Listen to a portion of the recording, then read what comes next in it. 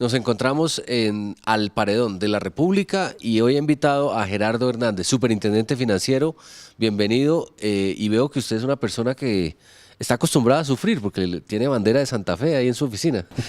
Sí, acostumbrado a sufrir. Claro que en el último año estamos en las gloriosos. Sí, ¿cómo celebró esa estrella de Santa Fe? La celebré con mi papá, que tiene 90 años, y mi hija, que tiene 19. ¿Fue al Campín? Fuimos al Campín las 3 generaciones. Cuando Copete metió el gol, mi papá quedó realmente pasmado. ¿Frío? Frío, él no...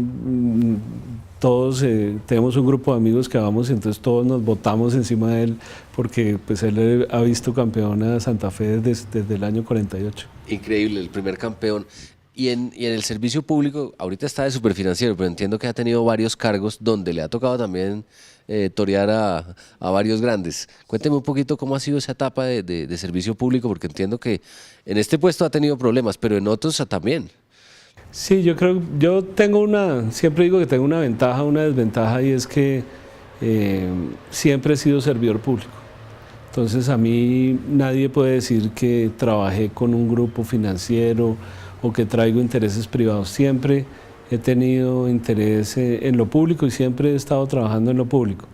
He tenido posiciones muy complejas.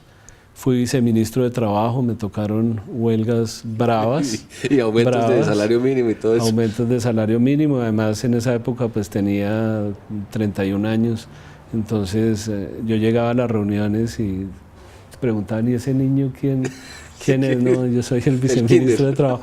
Pero todo eso lo va uno formando, y después 16 años en el Banco de la República como secretario de la Junta. Tuve la posibilidad de trabajar con los mejores economistas del país por muchos años. Entonces eso le va a uno enseñando pues, que hay que tener paciencia, y estos cargos, en la medida en que uno haga las cosas bien, los problemas se resuelven. Bueno, y en este cargo de superfinanciero le tocó un toro bravo que fue Interbolsa. Aquí en esta sala donde estamos le tocó coger a los accionistas y ponerlos a firmar un papel de responsabilidad, cosa que no es fácil, y en su momento fue una decisión complicada de tomar. Cuéntenos detalles de esa noche en donde había mucha gente aquí tratando de resolver un problema que ya se había salido de las manos.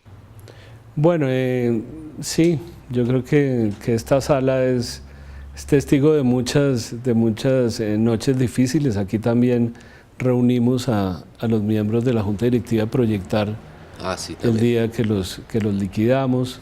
Y en este caso particular, pues lo que se buscó fue tratar de solucionar un problema que podía afectar, digamos, en general al sistema financiero.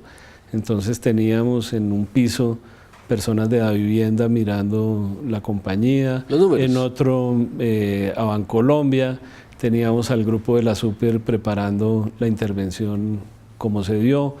Y acá, en este salón, pues citamos a todas las personas, a los socios de Interbolsa que tenían repos, y la gran mayoría vino y finalmente firmaron unos documentos de garantía que son los que ha venido trabajando el liquidador Ignacio Argüello y que esperamos puedan utilizarse para responder por los repos de Interbolsa, que eran más o menos unos 70.000 millones de pesos.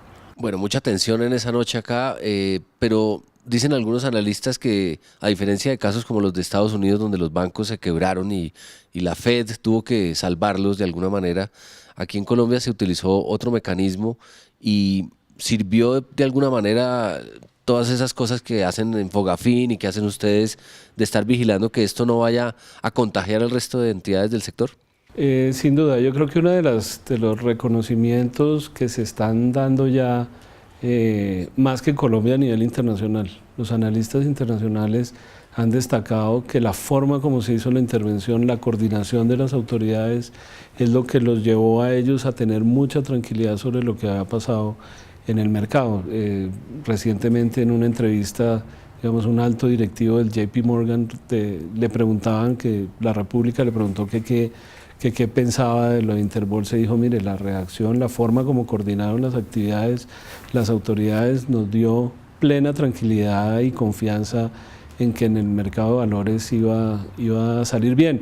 Y de hecho, en las 2 semanas, tal vez después de la intervención, la Raín Vial, que es una comisionista grande chilena, vino a trabajar.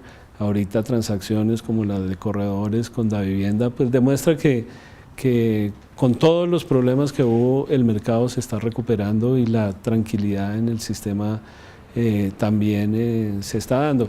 De hecho, en 2 semanas tenemos, o 3 semanas, tenemos una reunión acá con los supervisores de Chile y Perú para seguir trabajando el tema de Mila, y no hemos tenido tampoco ninguna, digamos, inquietud por parte de los otros países. Uno como supervisor sabe que a estos puestos lo ponen para ver si y pueden pasar las cosas. Sí, por supuesto. Entonces lo mejor es tratar de ver cómo se solucionan, y en este caso creo que se solucionó de una manera bastante efectiva para mantener la solidez y la tranquilidad en el mercado. Los grandes profesores de economía y finanzas en el mundo hablan siempre que las empresas, y no solo el sector financiero, empresas del sector real también, se quiebran por liquidez. Esa es como la gran enseñanza de todo esto.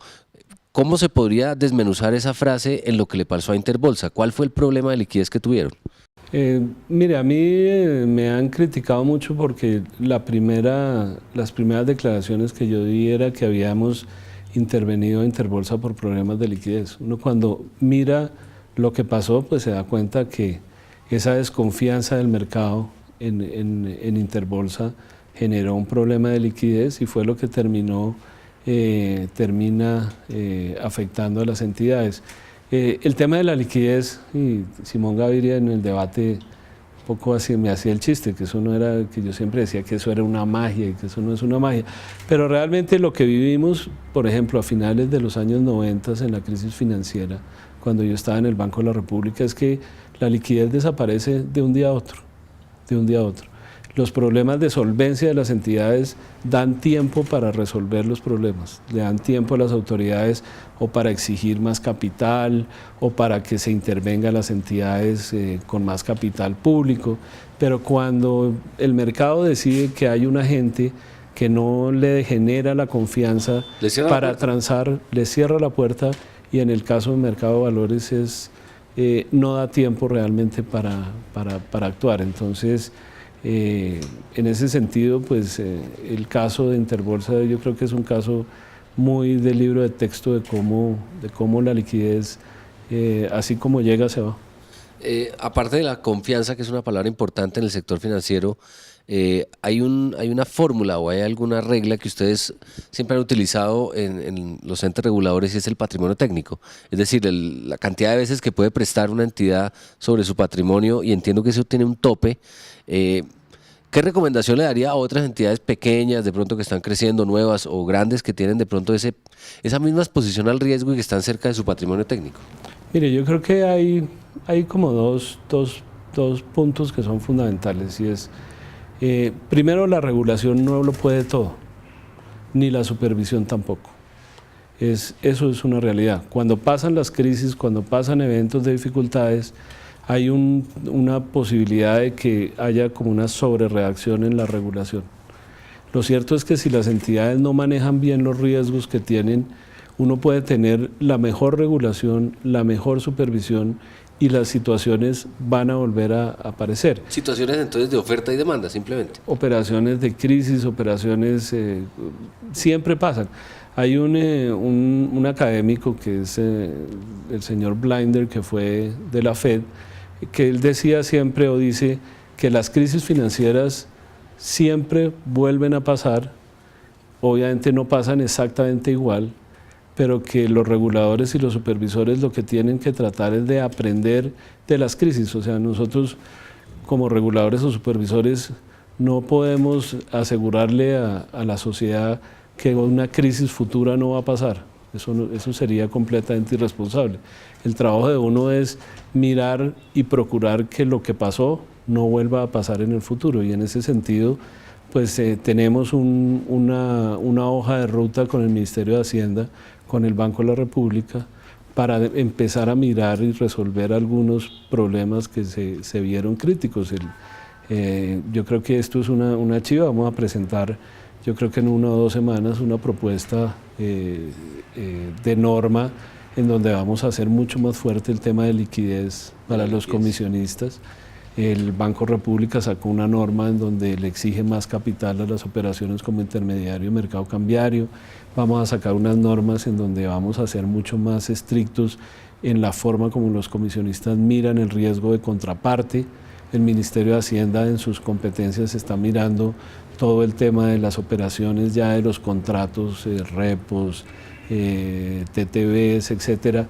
Y ese es el trabajo que tenemos que hacer. O sea, uno sabe que en el futuro puede haber otra crisis, pero hay que tratar de que lo que se sucedió y las razones por las cuales pudieron presentarse estas situaciones, pues no vuelvan a suceder. ¿Se siente entonces tranquilo para enfrentar la investigación que viene en Procuraduría? Porque entiendo que no es la primera vez que lo llaman de la Procuraduría. Mire, acá nos reunimos con todos los delegados, hay 8 personas más de la superintendencia que están también investigados. Y yo lo que les dije es, hicimos las cosas de acuerdo con la ley.